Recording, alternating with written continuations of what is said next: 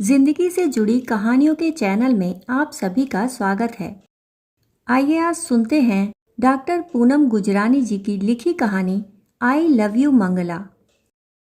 सायंकालीन सैर से वापस आकर बनवारी लाल ने अभी जूते खोले भी नहीं थे कि बहू ने पूछा, पापा आप रात के खाने में क्या खाएंगे, क्योंकि हम सब तो बाहर जा रहे हैं।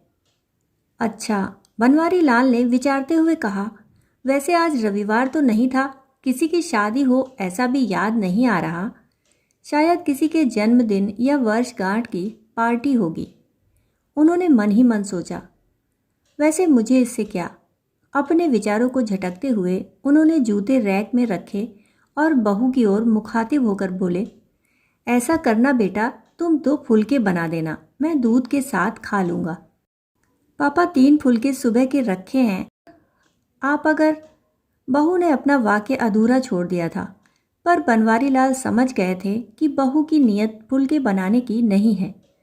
पर सुबह की घी वाली रोटी खाएंगे तो उन्हें गैस हो जाएगी।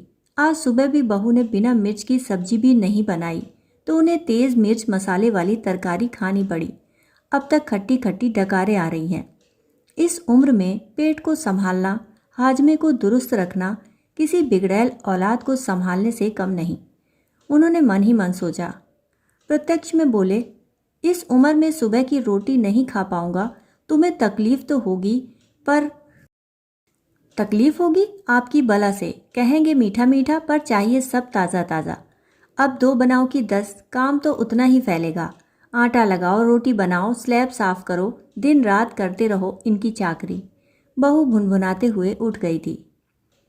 बनवारी लाल के कानों में मानो किसी ने पिघला हुआ शीशा डाल दिया हो। तौबा तौबा, 2 रोटी बनाने में इतनी तकलीफ।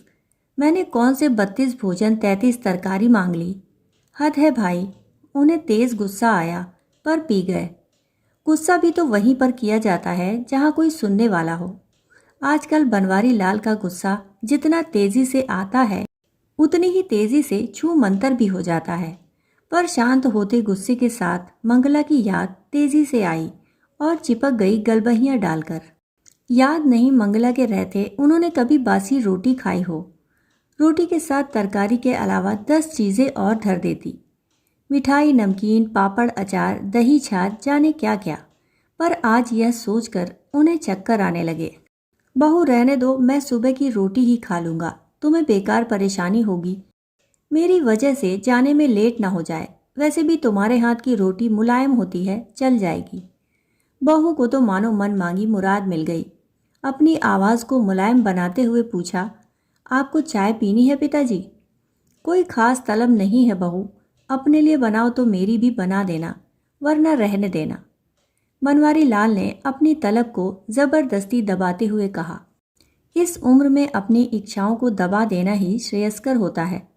अपने आप को समझाने लगे थे वे।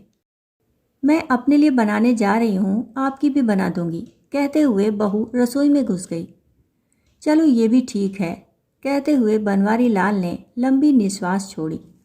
वाहरी जिंदगी, लाखों की जायदाद आज भी मेरे पास है, ये घर भी अभी मैंने बेटे के नाम नहीं किया। इकलौता बेटा है तू मेरा, मरने के बाद तुम्हारा ही है, कहकर बेटे की इस तरह की पेशकश वे कई कई बार ठुकरा चुके हैं। बैंक अकाउंट में भी काफ़ी पैसा जमा है। इसके बाद भी अगर 1 प्याली चाय और 2 ताज़ा गर्म रोटी के लिए तरस जाए तो उन बूढ़ों की क्या हालत होती होगी जिनके पास जमा पूंजी के नाम पर अतीत की यादों के अलावा कुछ भी नहीं होता। बनवारी लाल ने आराम कुर्सी पर आंखें बंद की तो तुरंत मंगला मैडम उपस्थित हो गई। इसीलिए कहती थी, थोड़ा बहुत रसोई काम हर मर्द को आना चाहिए, पता नहीं कब क्या ज़रूरत पड़ जाए। अपने हाथ जगन्नाथ होते हैं।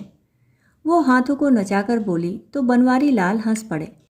आपको हंसी आ रही है? अरे भाई, ज़रूरत पूछकर तो नहीं आती, कम से कम आदमी को भूखा तो नहीं रहना पड़ता। पर आपने तो चाय बनाना भी नहीं सीखा।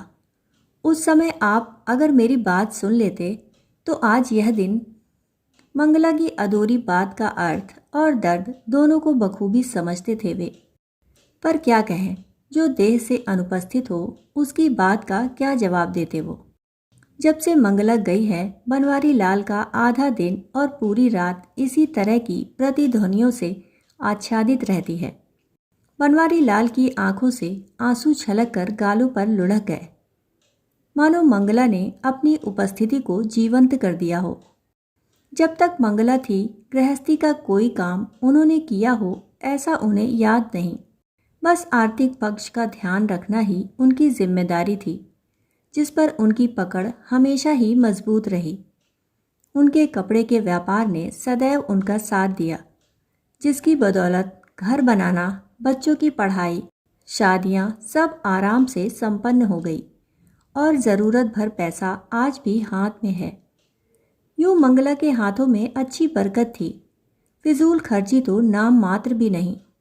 ना ज़्यादा महंगे कपड़ों और गहनों का शौक, ना ही कहीं किटी पार्टी, ना ही आए दिन फिल्म जाने की ललक, ना होटलों का शौक। सदैव दूसरों की खुशी में खुश होती। वो सुगढ़ गृहिणी बनवारी लाल के किसी पुण्य का फल रही थी। यूँ बनवारी लाल भी भरपूर प्यार और इज्जत करते थे अपनी पत्नी मंगला की, पर कभी उसके सामने इस बात का इजहार नहीं कर पाए। काश कभी उसकी तारीफों के पुल बांधे होते। कभी बालों में गजरा लगा पाते, कभी बाहों में बाहें डालकर घूमने जा पाते, कभी फिल्म देखते हुए किसी रोमांटिक सीन पर थिएटर में ही बाहों में जकड़ लेते। ऐसी ना जाने कितनी बातें जो वे करना तो चाहते थे पर कर नहीं पाए। कभी आई लव यू मंगला जैसे अदद 4 शब्द भी नहीं बोल पाए। रोज़मर्रा की भागम भाग का असर कहें या जिम्मेदारियों के बोझ तले दबे हुए इंसान की मजबूरी, या फिर इसे झिझक नाम दें, पर सच्चाई यही थी कि कहने सुनने की बहुत सी बातें मन में धरी की धरी रह गईं, जिसकी कसक मंगला के जाने के बाद उन्हें हमेशा महसूस होती रही। पर अब पछताए होत का जब चिड़िया चुग गई खेत। वो सोचते, काश कभी तो मंगला को पास बिठाकर हाथों में हाथ लेकर आई लव यू कहा होता। कभी तो गाड़ी में बिठाकर बेमतलब दूर तक सैर करवा दी होती। कभी शाम को आते हुए खुशबू से लबरेज वीणी ले आते। कभी तो कोई सरप्राइज दे देते, पर नहीं, ऐसा कुछ भी नहीं कर पाए वे। यहाँ तक कि माता वैष्णो देवी के दर्शन करवाने के लिए मंगला ने कई बार कहा, पर उसकी यह इच्छा हर साल अगले साल पर टल जाती और वे इसे भी पूरी नहीं कर पाए। गृहस्थी और जिम्मेदारियों की चक्की में पिसते हुए कब मंगला की इच्छाएं उसकी मौन साधना में तब्दील हो गई, पता ही नहीं चला। जब उनकी शादी हुई, हनीमून जाने का प्रचलन शुरू हो चुका था, पर शर्मीले बनवारी लाल यह सुख भी मंगला को नहीं दे पाए। कभी कभी शुरुआती दिनों में मंगला हनीमून पर ना ले जाने का मीठा ताना बनवारी लाल को देती, पर वे हंसकर कहते, जब भी घूमने जाएंगे तभी हनीमून समझ लेना। प्रेम कभी पुराना होता है क्या? घूमने जाना कौन सी बड़ी बात है, बस जिम्मेदारियों से ज़रा राहत मिले तो चले। पर ना नौमन तेल हुआ, ना ही राधा नाची। पहले माता पिता की सेवा, फिर बच्चे, गृहस्थी के सैकड़ों झंझटों के बीच सैर सपाटा मौज मस्ती के लिए अवकाश कहीं था ही नहीं। उन्होंने देखा काव्या और कुंतल दोनों ट्यूशन से घर लौट आए थे। आते ही बस्ता फेंका और चढ़ गए बनवारी लाल के कंधों पर। दादू चलो नीचे चलते हैं। बस यही कुछ पल होते जब बच्चों के साथ वे बच्चा बनकर सब कुछ भूल जाते। इनकी मुस्कुराहट देखकर जिंदगी को 2 पल का सुकून मिलता है। बनवारी लाल कुछ कहते, इससे पहले बहू की आवाज़ आई, चलो छोड़ो दादू को, आज पार्टी में जाना है, पापा आते ही होंगे, पहले कुछ खा पी लो, फिर पार्टी के लिए तैयार हो जाओ। अनुशंसित बच्चों की गलबहियाँ ढीली पड़ गईं। वह माँ के पास दौड़ गए। काव्या 8 साल की थी तो कुंतल 10 साल का। बस इनकी संगत में बनवारी लाल सारी व्यथा भूल जाते। निश्चल निष्कपट इनकी मुस्कुराहट, मीठी मीठी बातें, छोटी छोटी फरमाइशें मन मोह लेती। जब भी इनके साथ होते, दुनिया को क्या, खुद को भी भूल जाते हैं वे। बच्चों की दुनिया मनोरम होती है, बनावट से दूर, एकदम सच्ची। सत्यम शिवम सुंदरम का रूप देखना हो तो कहीं दूर जाने की ज़रूरत नहीं, बस बच्चों को जी भर निहार लो, उनकी मासूमियत को आंखों में भर लो, उनके साथ बच्चे बन जाओ। सारा तनाव, सारी थकान, सारी परेशानियां छू मंतर सोचते हुए बनवारी लाल बालकनी में आ गए। हल्की सी ठंडी हवा ने उनका स्वागत किया तो उन्होंने दोनों हाथों को आपस में लपेट लिया। मंगला फिर उपस्थित थी। अरे मफलर, शॉल कुछ तो लपेट लो बदन पर, आपको ठंड लग जाएगी, फिर न कहना कि बताया नहीं। बनवारी लाल हल्के से मुस्कुरा दिए, फिर किसी ढीठ बच्चे की तरह वहीं कुर्सी खींचकर बैठ गए। देखा पवन भी आ गया है। बहू उनकी चाय बालकनी में पकड़ा गई, जिसे वे घूंट घूंट पी रहे थे। पी क्या रहे थे, बाकायदा निगल रहे थे। ना अदरक ना इलायची, बस कम चीनी वाला गर्म पानी भर थी। हाँ, आज बहू के जाने के बाद खुद अपनी चाय बनाऊंगा। अदरक इलायची डालकर मसाले के साथ अच्छी शक्कर वाली मीठी चाय, और उसी के साथ खा लूँगा 2 रोटी सुबह वाली। रोटी के बारे में सोचकर मुंह का जायका फिर बिगड़ गया, पर कोई उपाय नहीं था। चाय सुड़क कर वे रसोई में कप रखने गए। देखा बहू बेटे के कप पहले ही धुले हुए हैं। उन्होंने चुपचाप अपना कप धोकर रख दिया। हाय री किस्मत, किसी मर्द को बुढ़ापे में बिना औरत का ना रखना। ना जीते बनता है ना मरते। वो अपनी राम राम लिखने वाली पुस्तक उठाकर फिर बालकनी में आकर बैठ गए। हवा में ठंडक अब और बढ़ गई थी। सब पंछी अपने अपने नीड़ की ओर लौट रहे थे। शांत आसमान में बादलों के सफ़ेद टुकड़े इस तरह फैले हुए थे मानो सफ़ेद परियां अपने पंखों को फैलाते हुए नृत्य कर रही हों। अस्तांचल की ओर जाता हुआ सूरज आसमान में अपनी अरुणिमा बिखेरते हुए धरती से कल फिर आने का वादा करता हुआ मुस्कुरा रहा था। यह सब देखने और महसूस करने के क्रम में उनकी नज़र बालकनी की मुंडेर पर रखी हुई तुलसी पर पड़ी तो लगा झरझर झरते तुलसी के मुरझाए पत्ते अपनी दुर्दशा की शिकायत सीधे सीधे बनवारी लाल से कर रहे थे। उन्होंने 1 लोटा पानी लाकर तुलसी में डाल दिया और उसे निहारने लगे। 2-4 मिनट बाद ही उन्हें लगा कि तुलसी के मुरझाए चेहरे पर मुस्कान लौट आई थी, जिसे देखकर उनके चेहरे पर भी स्मित उभर आया था। उन्होंने मन ही मन रोज तुलसी की सार संभाल करने और पानी पिलाने का संकल्प लिया तो एक आत्मसंतुष्टि से भर उठे वे।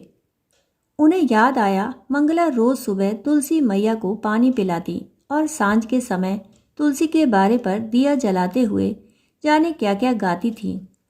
अब तो संध्या दीपक न भगवान के आगे जलता है न तुलसी जी के बारे पर। जाने कितनी बातें, कितने संस्कार और कितनी परंपराएं हैं जो मंगला के साथ ही इस घर से विदा हो चुकी हैं। बेचारी बहू करे भी तो क्या। घरेलू काम, बाजार, बच्चों की देखभाल, किटी पार्टी, रिश्तेदारी, सहेलियां, 1 अनाज 100 बीमार। सास थी तो सहारा था। वैसे सुबह बाजार से सौदा, ताज़ा फल सब्जियां बनवारी लाल ले आते थे। शाम को कुंतल और काव्या को पढ़ा भी देते, पर उससे क्या होता है। मंगला, अभी इस घर को और मुझे तुम्हारी बहुत ज़रूरत थी। तुमने तो धोखा दे दिया मुझे। साथ निभाने का वादा तोड़कर मझधार में छोड़कर चली गई मुझे। न देखभाल का अवसर दिया न सेवा का। बस 3 दिन बुखार और चली गई। भला ऐसे भी कोई जाता है। बनवारी लाल की आंखों में नमी उतर आई थी। बाबूजी, कहाँ बैठे हो आप? ठंडी हवा आ रही है और आप बालकनी में बैठे हो। ठंड लग जाएगी, चलिए भीतर। बेटे ने कहा तो वे आज्ञाकारी बच्चे की तरह उठकर भीतर आ गए। बेटा, बहू, पोता पोती सब पार्टी में जाने को तैयार थे। किसी ने उनसे झूठ मूठ भी साथ चलने के लिए नहीं कहा। भला कबाब में हड्डी किसी को कब पसंद आने लगी।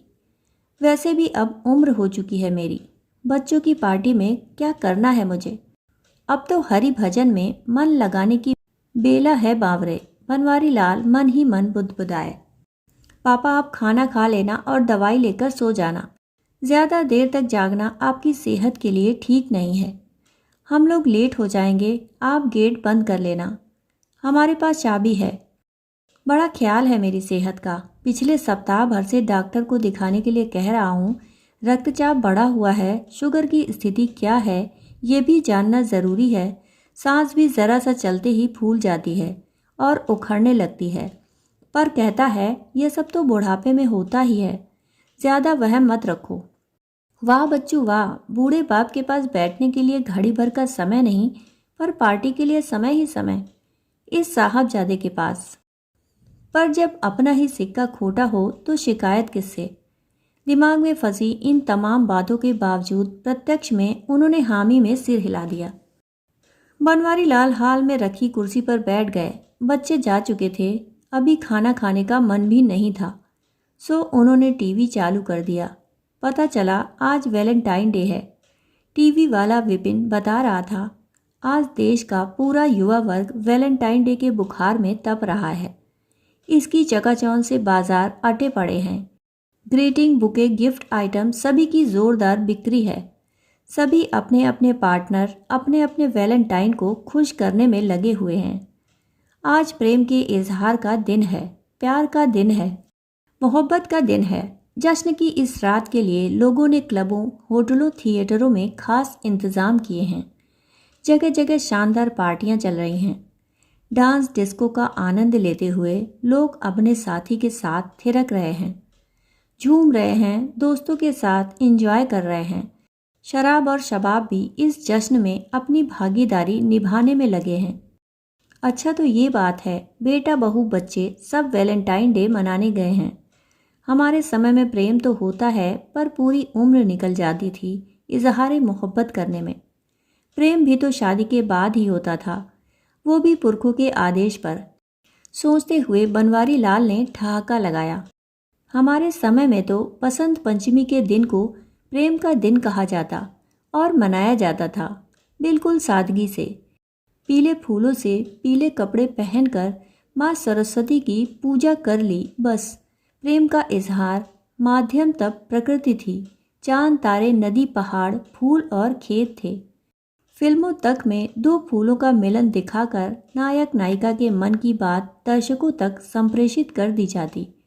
आज की तरह ना तो कोई पार्टी थी, ना ही महंगे गिफ्ट, ना ही शोरगुल। बिना दिखावे का सात्विक सच्चा प्रेम जीवन भर महकता था। उसकी खुशबू तन मन में हमेशा के लिए बस जाती, मगर चुपके चुपके। हाँ, यह भी सच है कि तब प्रेम में कोई रिस्क नहीं था, ना शादी टूटने का रिस्क, ना ही प्रेमिका के ना मिलने पर कोई एसिड अटैक और ना ही खुदकुशी की कोई वारदात। वे उठकर टहलने लगे। सामने ही पीले रंग पर लाल बॉर्डर वाली साड़ी पहने मंगला की मुस्कुराती हुई फोटो सजी थी। वे उसे निहारने लगे। हाँ, प्रेम तो उन्होंने भी किया था मंगला से, जीवन भर किया, जी जान से किया, बस कभी उसे जता नहीं पाए। कभी आई लव यू नहीं कहा, कभी झूठे सच्चे वादे नहीं किए, ना कभी उसके जन्मदिन पर कोई तोहफा लाए, ना सालगिरह पर दोस्तों को पार्टी दी। बस मंदिर में जाकर भगवान के दर्शन कराते, ज़्यादा से ज़्यादा नए कपड़े पहन लेते और कभी कभार मन हुआ तो घर पर सत्यनारायण की कथा करवा लेते। सोचते सोचते बनवारी लाल कहीं अपने अतीत की झांकियों में खो गए। इस समय उनके होठों पर मुस्कान और आंखों में नमी एक साथ देखी जा सकती थी। उन्होंने टीवी पर देखा, लोग लाल कपड़े पहने बड़े बड़े फूलों के गुलदस्ते लेकर ग्रीटिंग खरीद रहे थे। पता नहीं अचानक उन्हें क्या हुआ कि उन्होंने अपना पर्स उठाया, घर की चाबियां ली और छड़ी उठाकर बाहर निकल गए।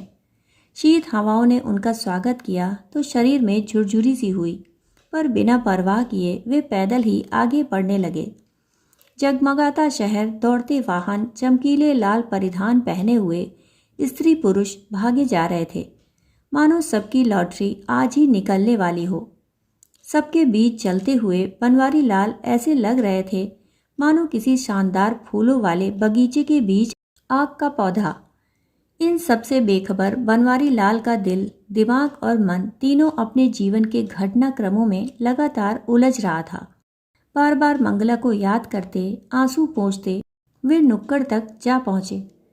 उनकी सांस अब फूलने लगी थी। नुक्कड़ के आइसक्रीम पार्लर पर अच्छी खासी भीड़ थी। जिनकी जेब होटल क्लब का खर्चा नहीं उठा सकती, वे यहाँ ice cream, cold drink, cold coffee का मज़ा ले रहे थे। उखड़ती हुई सांसों के उतार चढ़ाव को महसूस करते हुए वे कहीं पर एक कुर्सी पर विराजमान हो गए। तभी एक बैलून बेचने वाली लड़की ने पुकारा, दादा बैलून लोगे? घर जाना है, बस थोड़े से ही बचे हैं। बनवारी लाल ने देखा लगभग 10-12 रंग बिरंगे गुब्बारे थे। गुब्बारे मंगला को भी खूब पसंद थे। जब बच्चे छोटे थे वो उनके साथ गुब्बारों से खूब खेलते हुए खुद भी बच्ची बन जाती। पर अभी वो बैलून लेकर क्या करें। बैलून बेचने वाली की आंखों में सच्चाई और मासूमियत उनका ध्यान खींच रही थी।